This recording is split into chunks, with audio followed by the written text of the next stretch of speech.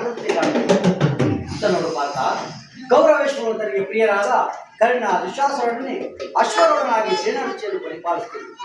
ಅದರ ಹಿಂದೆ ಸಿಂಧೂರಾಜನಾದ ಚಕುಲಿ ಜಯದ್ರಥನ ಹೊರಗಡೆ ಒಂದೇ ವಿಧವಾದ ಚತುರೇಶ್ವರರಲ್ಲಿ ಕೂತಿರುವರೆ ಗೌರವೇಶ್ವರನ 98 ಮಂದಿ ಸಮೂಹ. ಆ ಸಮೂಹದಲ್ಲಿ ದುರ್ಯೋಧನ ಮಕ್ಕಳು ಇವರೆಲ್ಲರ ರಕ್ಷಣೆಗಾಗಿ ಧನುರ್ಧಾರಿಯಾದ ದ್ರೋಣನು ಸ್ವಲ್ಪ ಮುಂದಿರುತ್ತದೆ. ದ್ರೋಣನ ಪಾರ್ಶ್ವದಲ್ಲಿ ಬಲಗಲಧಾರಿಯಾಗಿ ಗಂಭೀರ ಮುದ್ರೆಯಿಂದ ನಮ್ಮ ಕಡೆ ನೋಡುತ್ತಿರುವಲ್ಲಿ ಅಶ್ವತ್ಥಾಮ. ನೋಡು ಪಾತ. ಸ್ವರ್ಣಮಯವಾದ ಅರ್ಧಾಕ್ಷರ ಶೋಭಿತ ರಥದಲ್ಲಿ ಶ್ವೇತವಸನಧಾರಿಯಾಗಿ ಕುಳಿತಿರುವ ಆ ಮಹಾಪುರುಷನೇ ಕೌರವರ ಸೇನಾಪತಿಪತಿ ಭೀಷ್ಮ. ನರಗುಳಿಂದ ತುಂಬಿದ ಆತನ ಮಸ್ತಕದಲ್ಲಿ ವಜ್ರಖಚಿತವಾದ ಅಧಿಕಾರ ಮುಗುತ್ತಿರುವುದು. ನೋಡು ಪಾತ, ಆತನು ನಿಮ್ಮ ಪಿತಾಮಹ ಭರತವಂಶದ ಕೀರ್ತಿ ಜ್ಯೋತಿ. ಯುದ್ಧವನ್ನು ಪ್ರಾರಂಭಿಸುವ ಮೊದಲು ಆ ಮಹಾಪುರುಷನಿಗೆ ವಂದಿಸಿ. ಆಜ್ಞೆ ಮಾದ ಕುರಿಪಿತ ಭಾವನೆಗೆ ವಂದಿಸುವೆನು. ಅರ್ಜುನನ ಪ್ರಣಾಮವನ್ನು ಸ್ವೀಕರಿಸಿ. ಈಗ ನನ್ನ ಮನಸ್ಸಿನಲ್ಲಿ ತಿಳಿಸಿರುವ ಭಾವನೆಗಳನ್ನು ತಿಳಿಸುವಂತಹ ಅರ್ಜುನನ ಅಥವಾ ಉತ್ತರವ ಹೀಗೆ ಏನಾಗಿದೆ? ಏಕೆ ವಿಚಿತ್ರನಾಗಿದ್ದೀರಾ?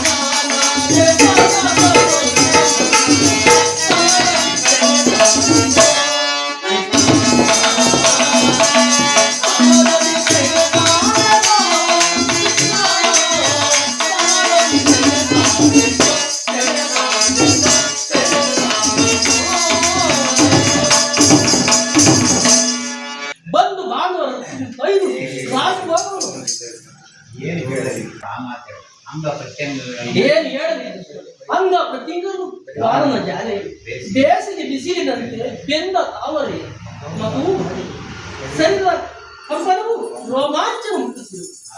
ನಾಲಿಗೆಯು ಹೊಣಗುತ್ತಿರು. ಗಾಂಡಿಗೂ ಕೈಯಿಂದ ಕಳಿಸಿ